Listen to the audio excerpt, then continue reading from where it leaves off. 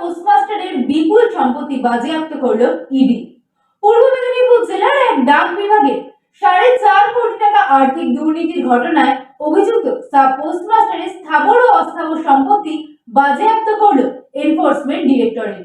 পূর্ব মেদিনীপুর জেলার এক ডাক বিভাগে 4.5 কোটি টাকা আর্থিক দুর্নীতির ঘটনায় অভিযুক্ত সাব পোস্টমাস্টারের স্থাবর ও অস্থাবর সম্পত্তি বাজেয়াপ্ত করা শুরু করলো এনফোর্সমেন্ট ডিরেক্টরেট।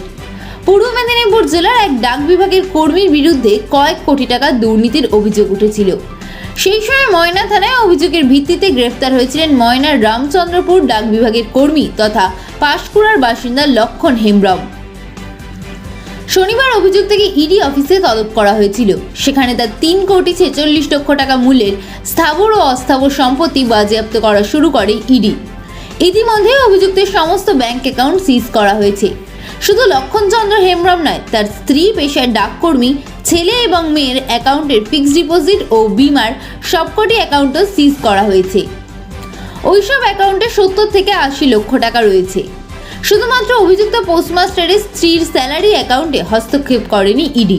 তার বসতবাড়ি ছাড়া সমস্ত স্থাবর অস্থাবর সম্পত্তি বাজেয়াপ্ত করার কাজ ইতিমধ্যেই শুরু করেছে ইডি, এমনটাই সূত্র মারফত জানা গেছে। ইডি সূত্রে আরও খবর, তার সমস্ত পাসপোর্ট এবং ভিসা নিয়ে নেওয়া হয়েছে। অনেক দুর্নীতির প্রমাণ পাওয়া গেছে লক্ষণ হেমব্রমের বিরুদ্ধে। অভিযুক্ত লক্ষণচন্দ্র হেমব্রম জানান, গত শনিবার তিনি ইডি দপ্তরে গিয়েছিলেন। তখনই জানতে পারেন ইডি তার সম্পত্তি বাজেয়াপ্ত করার কাজ শুরু করেছে। তবে ইডি একতরফাভাবে কাজ করছে, তবে আইনের বিচার ব্যবস্থার উপর তার বিশ্বাস ও ভরসা রয়েছে। তিনি ন্যায় বিচার পাবেন।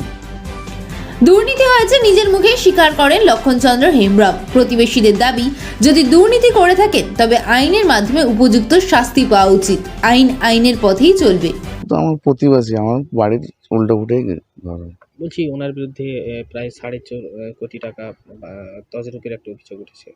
ওটা তো আমরা 5-6 বছর আগে উনি যখন পোস্টমাস্টার ময়না ছিল, শুনছি কি এরকম একটা ঘোটালা হয়েছে। এবার সেটা কি আছে, আইন করছে একবার, তারপর 5-6 মাস আগে এডিও ঘরে দেখছি সব অনেক লোক এসছে করে, রিপোর্টাররা সব বাইরে সব দাঁড়িয়েছিল। কিছু একটা আইন হচ্ছে, কিছু আইনের ব্যবস্থা নিচ্ছে হয়তো কিছু একটা। বলছি, ওনার সম্পত্তি কত রয়েছে জানেন? সম্পত্তি একটা বাড়ি আছে, গ্রাউন্ডের সামনে একটা বাড়ি আছে জানি, আর শুনছি না ওই বাইপাসে একটা জমি আছে, আর আবার পুরোনো আদি বাড়ি তো নস্কর 2।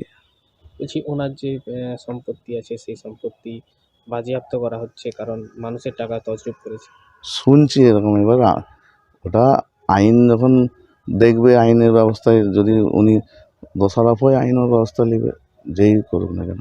হ্যাঁ, আমার প্রতিবেশী। কিরকম স্বভাবের মানুষ? মোটামুটি আমাদের কাছে তো ভালো। বলছি, ওনার বিরুদ্ধে প্রায় 4.5 কোটি টাকা তছরূপের একটা অভিযোগ উঠেছে, এটা শুনেছি। ও ব্যাপারে হচ্ছে আমরা পেপারপত্র দেখেছি, তাতে জেনেছি, কিন্তু এখানে ওরকম কিছু মনে হয়নি। ওনার ব্যবহার বা ওনার সাথে মিশলে কিছু মনে হতো? না না না,